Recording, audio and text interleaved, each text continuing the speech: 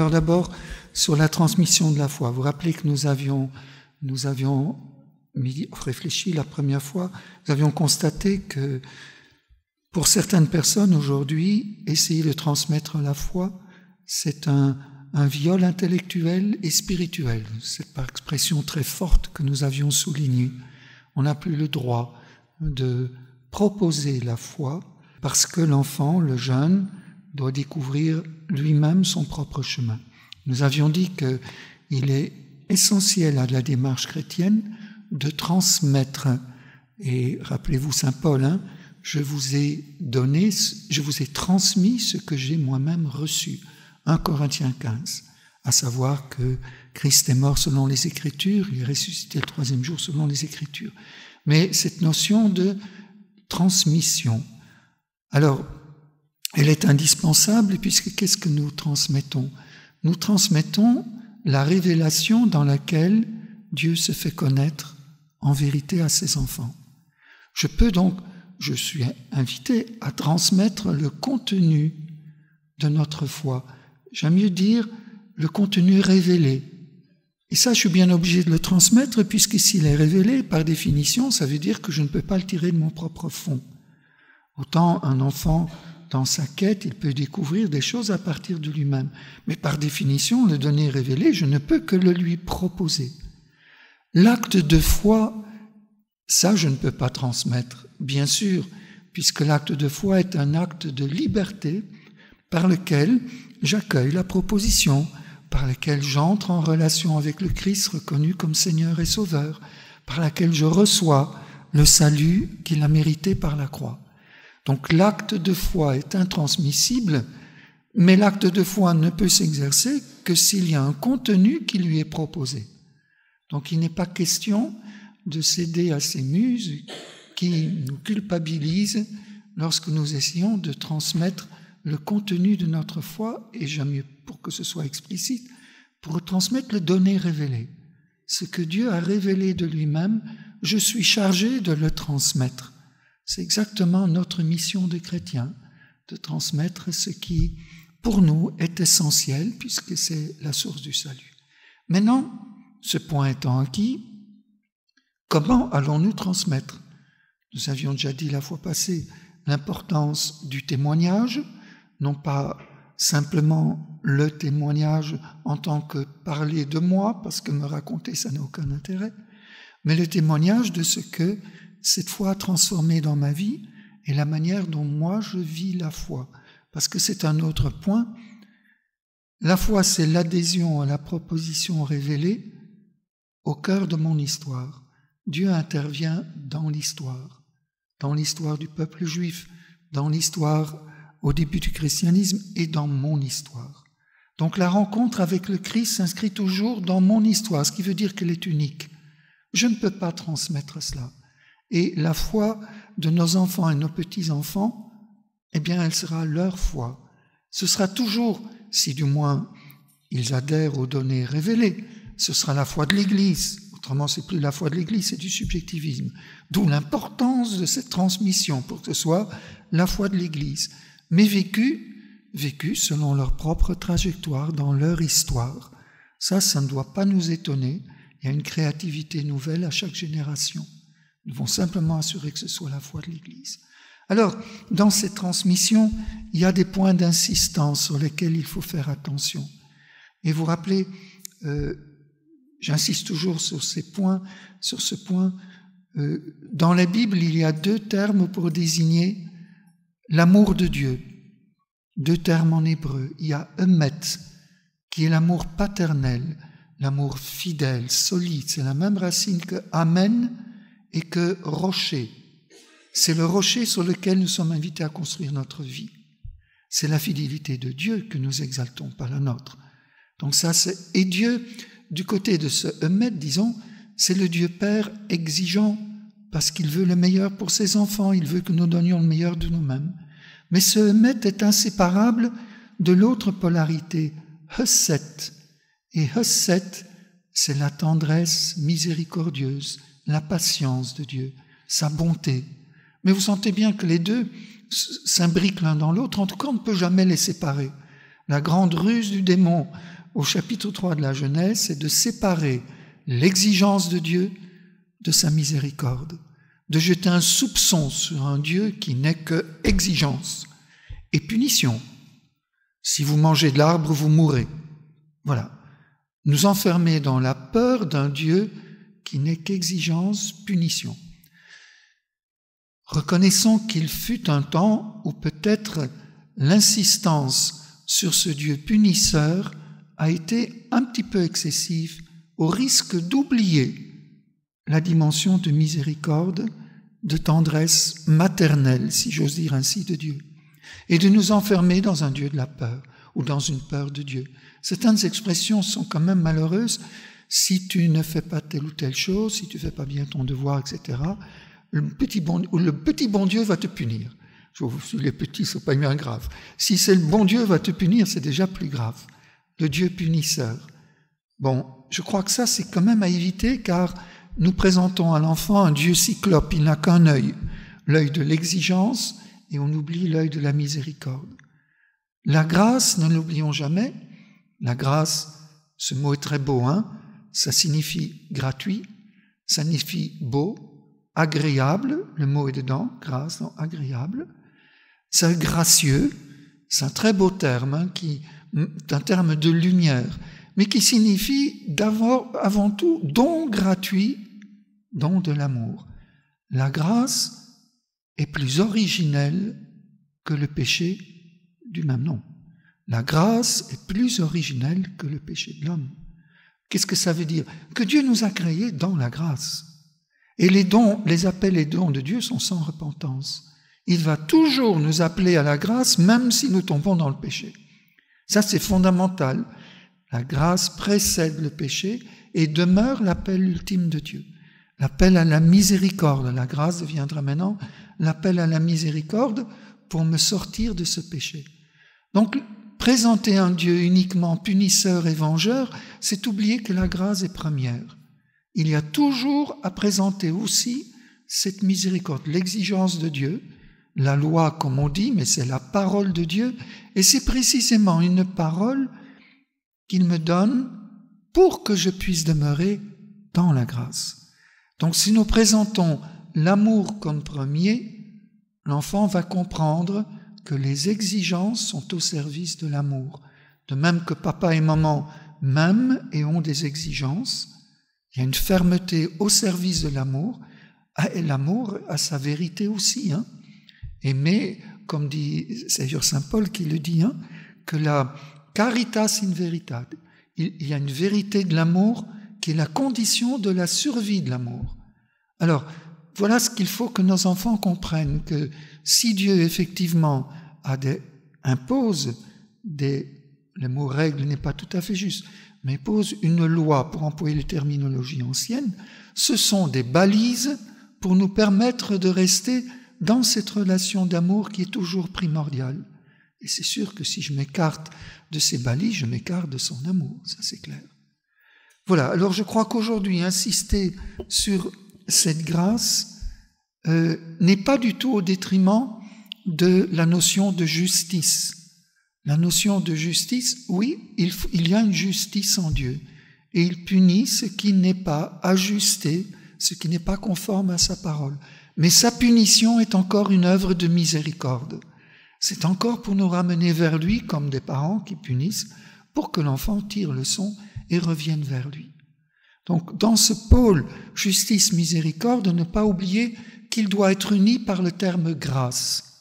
C'est ça, cet amour gratuit qui éclaire bien sûr la miséricorde, mais qui éclaire aussi l'exigence de Dieu. Son emet est également une expression de l'amour, et même lorsqu'il punit, c'est encore une expression de son amour pour nous ramener à lui. Alors, vous voyons bien avec nos enfants et petits-enfants de ne pas avoir un discours qui favorise l'image d'un Dieu punisseur, qui sera aujourd'hui, avec la génération aujourd'hui, ipso facto rejeté.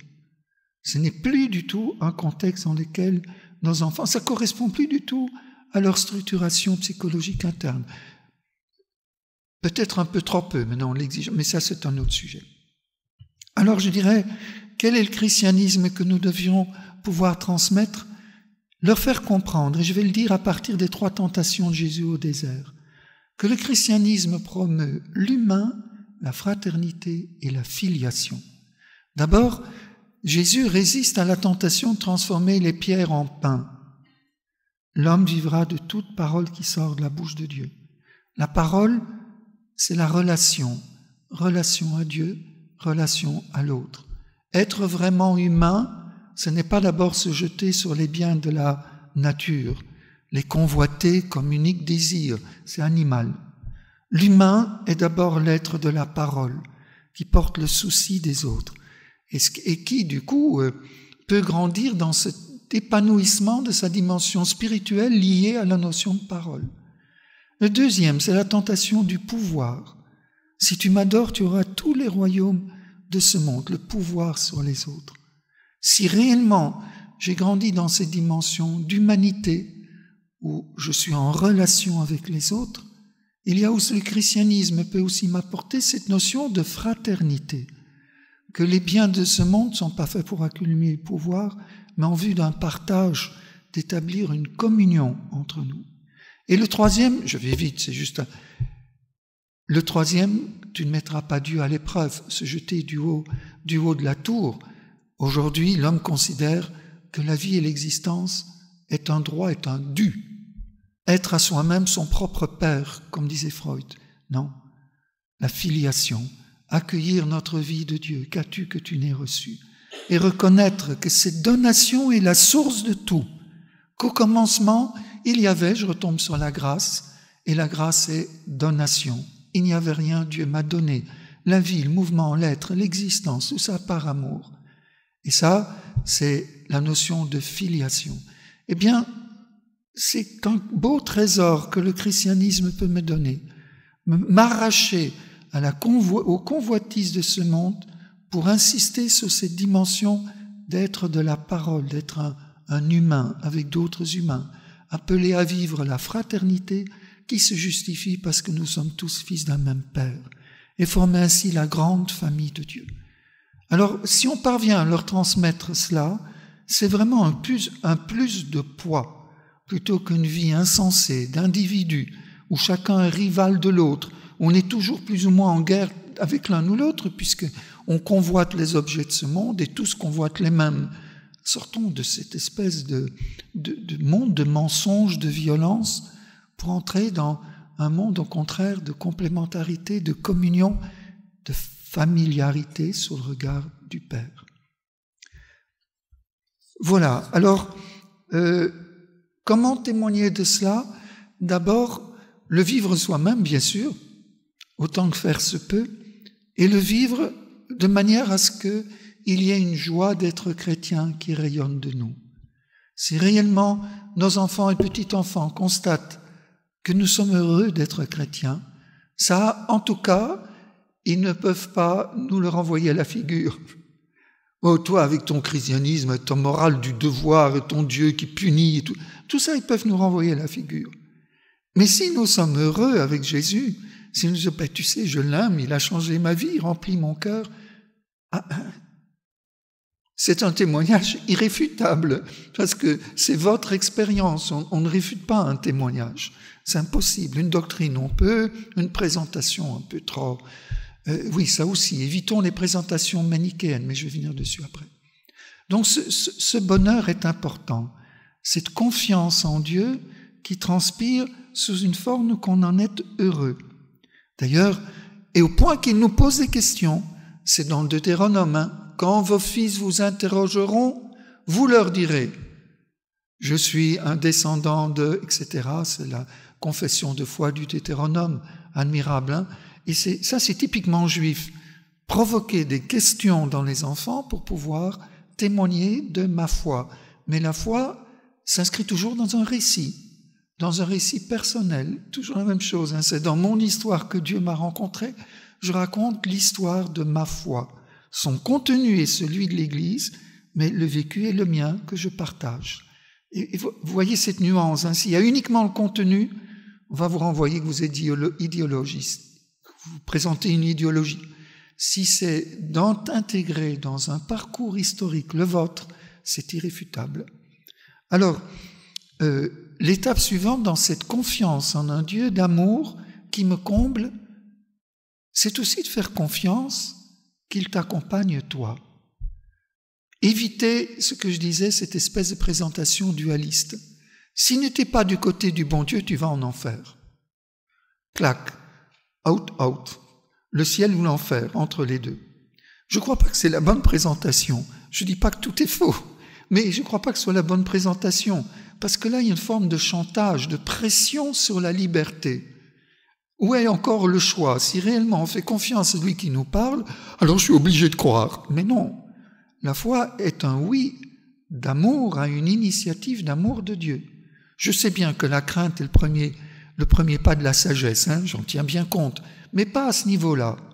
C'est d'abord dans cet engagement de foi. La crainte commence, je ne veux pas perdre cette amitié de Dieu. Je ne veux pas perdre, c'est la crainte filiale. Je suis fils de Dieu, j'aime Jésus, il m'aime, je ne veux pas le perdre, donc je vais éviter le péché. Et je sais que ce n'est pas bien ce que j'ai fait. Voilà, c'est autre chose. Mais commencer par la peur, non, on ne sortira pas de la peur. Vous n'êtes pas des esclaves qui ont peur, vous êtes des fils qui crient à bas, dit saint Paul. Alors, ne pas leur présenter ainsi, mais plutôt savoir leur dire, tu sais, ce Dieu t'aime tellement qu'il t'a créé libre. Je t'ai confié ce qui fait mon bonheur. Tu sais bien que j'aimerais que tu marches avec moi sur ce chemin, mais le Seigneur t'accompagne toi aussi. Donc qu'ils sentent qu'il n'est pas oppressé par un Dieu en dehors duquel il n'y a que l'enfer comme alternative, mais qu'il est invité à écrire sa réponse d'amour à une initiative qu'on lui a dite. Et qu'il a du temps, il va faire des essais, que nous sommes prêts à l'accompagner, mais pas provoquer par une sorte de bras de fer ou de chantage une réponse brutale qui ne vienne pas comme une expression profonde de lui-même. Surtout que, bien sûr que, hors de l'Église, point de salut, tout ça reste vrai, mais ça nécessite un peu d'explicitation. Quand Jésus dit, ce n'est pas ceux qui disent « Seigneur, Seigneur » qui rentrent dans le royaume, mais ceux qui font la volonté de mon Père qui est aux cieux. Il faut tenir compte de cette phrase-là aussi. Et nous savons bien qu'on peut ne pas se déclarer chrétien pour 1000 raisons personnelles. On peut avoir été outré par une attitude d'un prêtre, et vous savez à quoi je pense aujourd'hui, qu'on se dira « mais plus jamais j'irai de ce côté-là ». Mais Jésus dit « tous les péchés seront pardonnés ». Sauf le blasphème contre l'Esprit. Et il dit même contre le Fils de l'homme, mais sauf le baptême contre l'Esprit. C'est-à-dire si nous refusons d'écouter la voix de notre conscience. Je peux très bien ne plus pouvoir entendre ce que me dit cette Église, pour 1000 raisons. Mais écoutez ce que l'Esprit Saint me dit au plus profond de moi-même. La conscience est le lieu le plus intime de notre être, où l'Esprit nous parle, Codium et Spes 16 ou 16. Et donc, il peut très bien, notre enfant, petit enfant, peut très bien progresser sans être encore dans l'Église, mais en essayant de faire le bien. Et puis là, on peut avoir une discussion qui ne touche pas de nouveau le religieux, mais on peut lui poser des questions. Est-ce que tu es sûr que là, tu es encore dans la vérité de ton cœur? On déplace le problème. Mais on est toujours dans le religieux parce que c'est la conscience qu'on est occupé à solliciter. L'aider à prendre conscience qu'il y a quelqu'un qui lui parle au fond de son cœur. J'aime pas beaucoup la loi naturelle, je veux dire pour des jeunes, parce que de nouveau le mot loi va être mal compris. La loi égale transgression de la loi, égale punition, égale condamnation. Nous ne sommes pas dans les bonnes catégories.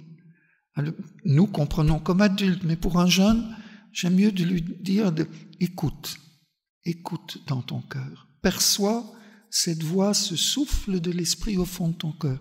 Et tu sauras si ce que tu fais est bien ou pas. C'est frappant, ça. Vous avez... Pas plus tard que ce matin, dans l'homélie que je donnais à la Malou, un monsieur s'est levé et sorti. Et il a claqué la porte. Comme elle claquait pas bien, il a reprise une deuxième fois pour qu'on l'entende. Pourtant, ce que je disais n'avait rien de... Mais j'ai touché quelque chose qu'il ne voulait pas entendre, que sa conscience ne voulait pas entendre. Et il a manifesté avec violence. Mais je crois que c'est bien. Il va réfléchir, c'est clair. Mais il y a quelque chose qui a été débusqué. Il y a une violence qui a été débusquée. Il ne pouvait pas entendre. Pourtant, vraiment, je n'étais pas plus que d'habitude. C'était la parole de Dieu que j'explicitais. Mais je dis, mais voilà. Non, ça ne nous laisse pas indifférents, la parole de Dieu. Alors, et surtout que j'étais pas c'était pas directement, c'était une analyse qui pas directement sur Dieu, c'était sur les contradictions de notre monde. Eh bien oui, je crois qu'il faut aider l'enfant à débusquer. Et s'il réagit violemment, savoir lui dire calmement, est-ce que j'ai marché sur un point délicat? Savoir l'aider à prendre conscience que sa colère, c'est un refus d'entendre ce qui se dit en moi. Alors il aura le temps, il a le temps pour y revenir, mais savoir l'aider à analyser ses réactions face à la lumière, les ténèbres se rebellent. C'est ça, face à la lumière, les ténèbres se rebellent. Et c'est toujours bon de passer par ce genre d'étape. Donc l'aider à comprendre que c'est à lui à faire son choix et que c'est un choix dont il va sortir grandi en humanité, en fraternité, on en parle tellement aujourd'hui, mais surtout en filiation. Et puis dernier petit point, en tout cas pour aujourd'hui, je crois que c'est bien aussi de savoir s'émerveiller devant ce que nos jeunes, je vais le dire ainsi, même s'ils ne marchent pas encore dans les voies de l'Évangile, de ce qu'ils inventent, de ce qu'ils font de bien, parce qu'ils ont parfois une créativité surprenante pour venir en aide et savoir se laisser évangéliser par ce qu'ils font et le leur dire, qu'on est émerveillé par ce qu'ils font de bien, que c'est beau, que vraiment le Seigneur est content et heureux de te voir faire cela. De nouveau, un regard les mettre sous le regard positif d'un Dieu d'amour qui les accompagne dans la croissance. On peut même dire, mais là tu as accueilli l'Esprit Saint, ça c'est lui qui t'a inspiré. Donc il est déjà là, il t'accompagne, il te guide. Voilà, je voulais pas dire plus que cela. C'est peut-être pas la façon classique dont nous les anciens, on nous a présenté le bon Dieu. Souvent c'était un petit peu quand même le père Fouettard, qu'il fallait, si on passait à gauche ou à droite, c'était un abîme de soufre et de flamme. Pour ça, j'exagère bien sûr. Mais il y avait quelque chose de cela. Le mot grâce, peut-être parce qu'on n'était pas assez nous-mêmes habitués à parler de la grâce. Ça remonte toujours aux générations toujours plus hautes. Mais j'aimerais bien mettre ce mot grâce au sommet parce qu'il est beau en tant que mot. Il contient beaucoup de choses. Ce qui n'exclut pas la justice, encore une fois, l'exigence, mais toujours de pair avec la miséricorde. Jamais. La miséricorde seule, ça ne veut rien dire non plus. Parce que la miséricorde doit avoir un objet. Dieu pardonne. Oh, il pardonne. Oui, mais il pardonne quoi? Il y a cette justice qui dénonce le péché. Il y a donc une reconnaissance de mon péché qui est nécessaire pour que je reçoive la miséricorde, parce que je suis libre là aussi, je suis libre de refuser de reconnaître mon péché, de refuser de me reconnaître pécheur, et donc j'ai pas besoin de miséricorde. Elle ne s'impose pas du tout à moi non plus. Donc j'ai à garder les deux pôles et à les articuler. La justice et la miséricorde vont ensemble.